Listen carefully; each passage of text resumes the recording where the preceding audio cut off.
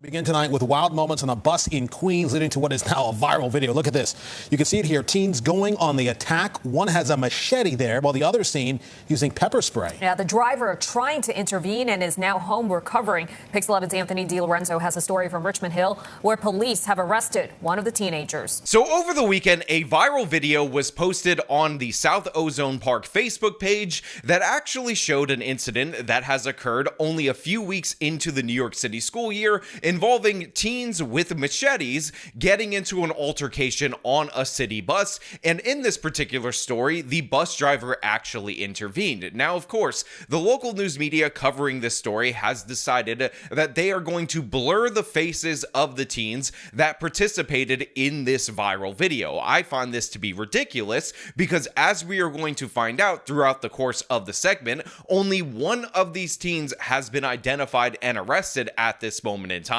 And if the point of sharing the video on the Facebook page was to figure out who these weapon-wielding teenagers are that are attacking classmates on a school bus, then redacting the faces of those teenagers makes no sense at all whatsoever. In addition to that, I will also point out that most of the suspects in this particular case are wearing COVID masks, which, by the way, they should not be wearing in current year 2025 when you're under the age of 18, the least likely demographic to actually die from said virus. But apparently, even though this is obviously a way to conceal the identity of these teens, of these youths, it is just permitted to go on across our city, and of course to make law enforcement's job much more difficult in actually making these arrests. Now, of course, I'm going to give credit to the bus driver in this particular case. Oftentimes, the bus driver is told not to get involved, not to intervene, just kind of let things play out. However, this bus driver actually did get involved, and it appears that he was pepper sprayed by one of the girls in this group for his trouble. So we wish him a good recovery, but also I wish he would come forward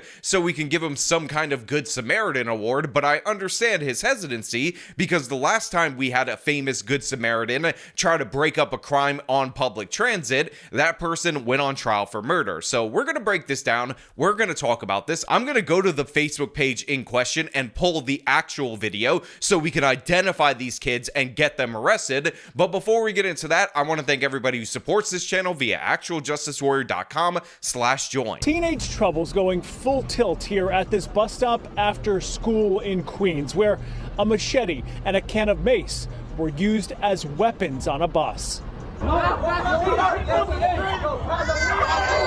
What I see is kids that are out of control. An after-school fight spiraling out of control on Atlantic Avenue and Lefferts Boulevard, with the bus driver caught in the middle. So I love the euphemisms in this local news segment. This is labeled as an after-school fight, and as somebody who went through the New York City public school systems in an area that apparently was significantly better than Ozone Park, after-school fights usually involved fists being thrown. It usually involved one-on-one combat, at least in our particular school, because we had a modicum of honor when these things actually went down. However, in this particular case, we're talking about a knife versus a machete fight. And by the way, the local news media report that I'm highlighting right here does not report that the person that was in the bus actually had a knife on him as well. So we're in a crazy situation where these teens, these youths, appear to be getting into a deadly fight where both of them are armed with weapons just after school. So this happened just as these teens got out of class. So presumably, if they did not cut class, or if the guy grabbing the machete or the guy grabbing the knife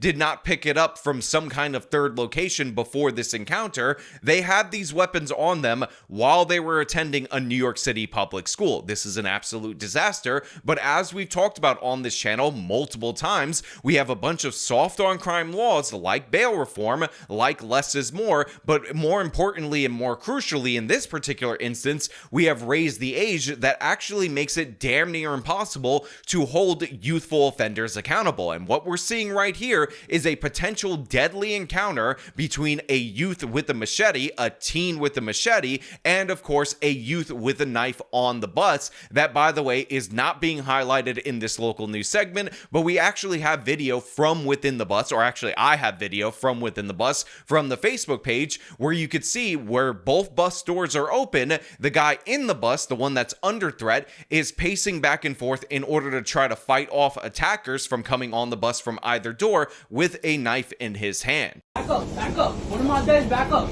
Back up or I'm cutting you. Back up or I'm cutting you. One of my days, back up. Now again, it might not be 100% clear right there, but you can actually see it in a couple of still frames. I'll try to highlight one for you so you could see it for yourself. So we have these youths that are described to be like under 16 years old, carrying deadly weapons on public transit, ready to go and get into a fight. And thankfully, in this particular instance, they didn't appear to be that serious about murdering each other, and the bus driver was able to intervene and tamp down the situation. However, this obviously was being talked about at the time that this crime occurred as a deadly force encounter, as the person who is labeled the victim by the local news affiliate says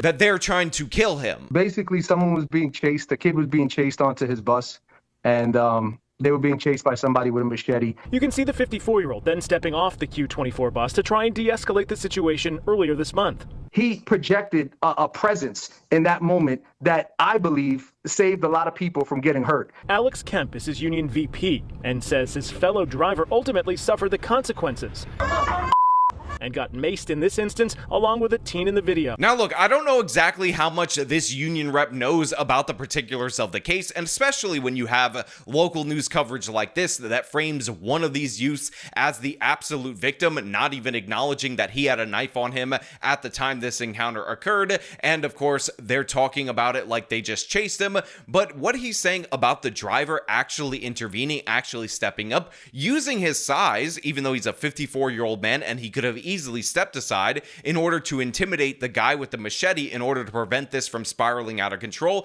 is 100% true and positive. And again, credit where credit is due to this man, who actually cares about his community to a certain extent, who actually ended up wanting to prevent a homicide from occurring. But in reality, it's totally understandable that many bus drivers wouldn't intervene. We obviously have the Daniel Penny example of why you should probably step back and not get involved, but also you could be seriously injured, you could be hurt. And by the way, this guy was pepper sprayed for his trouble. We decided that it was in the best interest of the community to post that because the parents need to see what the kids are doing. Sam Esposito's video went viral over the weekend after posting it on the Ozone Park Block Facebook page. He says social media sleuths have helped ID some of them. Monday, police arresting the 15-year-old machete-wielding boy in black. Some other teens who ran away still being sought. The police have gotten all the videos, and we've gotten about 25 leads.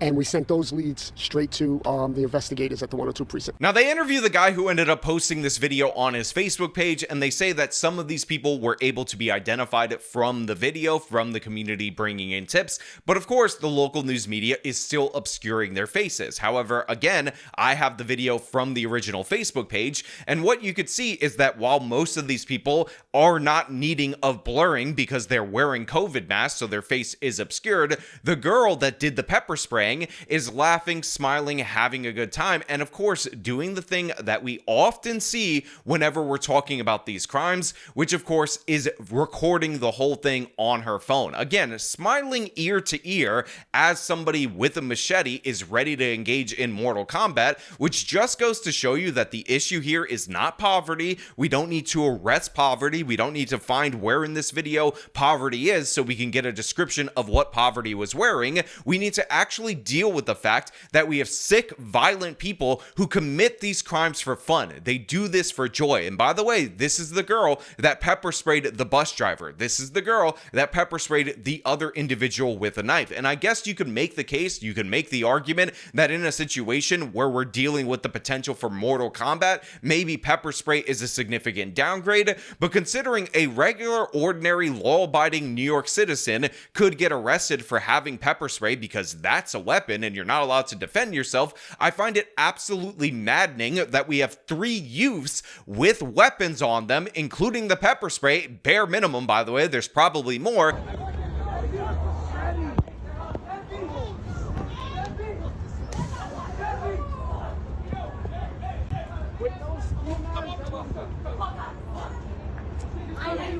We'll go across the street.